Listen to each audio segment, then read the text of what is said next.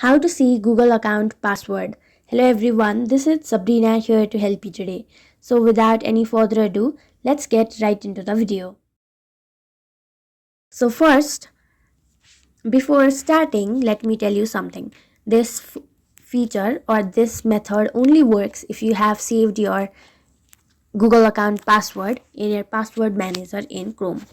If you have done that, simply open your Chrome browser, tap on this three dot.